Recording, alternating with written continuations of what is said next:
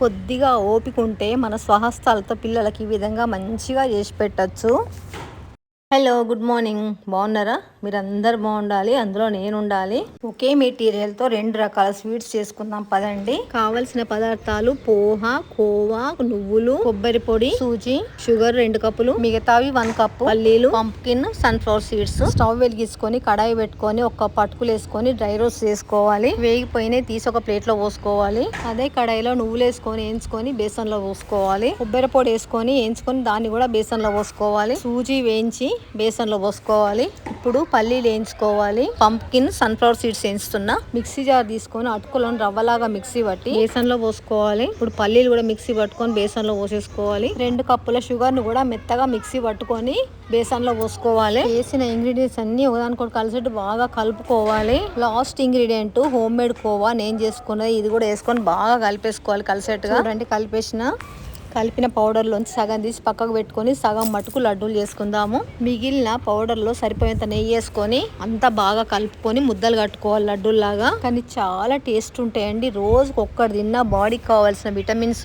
Irons అన్నీ దొరుకుతాయి. చాలా హెల్దీ లడ్డు. పిల్లలకు మటుకు తప్పకుండా రోజుకి 1 2 ఇవ్వండి. ఇంకా అయిపోయినాయి చూడండి, ఇన్ని అయినాయి. టేస్ట్ చూసి చెప్పమని ఇచ్చిన, కానీ చాలా బాగున్నాయి. షుగర్ ఎక్కువైంది కదా. ఆయనకు షుగర్ ఎక్కువైతేనే ఇష్టము, అందుకోసం బాగా నచ్చింది, మంచిగా ఉంది అంటున్నాడు.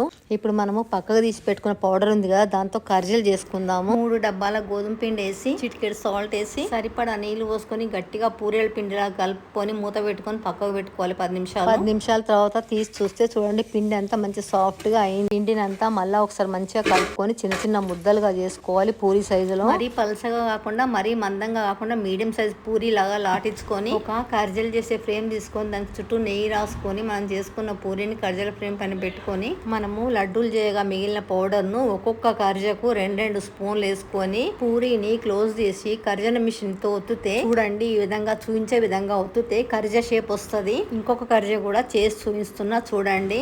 పూరి లాగా లాటించి ఫ్రేమ్ పైన పెట్టి 2 స్పూన్ల నిండుగా మనం చేసుకున్న పౌడర్ వేసుకొని ప్రెస్ చేసుకుంటే కర్జ అవుతుంది. చూడండి ఎంత మంచిగా వచ్చింది. అన్నిటిని 1 by 1 అన్ని చేసుకోవాలి. ఓవరాల్ గా ఆ పిండికి ఆ పౌడర్ కు ఇన్ని కర్జలైనాయి. స్టవ్ వెలిగించుకొని ఆయిల్ పెట్టుకొని లో ఫ్లేమ్ మీద కర్జలన్నీ వేయించుకోవాలి 2 వైపులా. చూడండి, వేగిపోయిన తీసేస్తున్నా. ఈ కలర్ రావాలి, ఇంతకన్నా ఎక్కువ కలర్ రావద్దు. మొత్తం ఆ పిండికి ఇన్ని కర్జలైనాయి చూడండి, చాలా టేస్ట్గా ఉంటాయి. ఒక కర్జ విరిచి చూపిస్తున్నా చూడండి, ఎంత క్లియర్ గా స్టఫింగ్ అనిపిస్తుంది. ఇప్పుడు టేస్ట్ చేసి చెప్తారు ఎట్లున్నదో.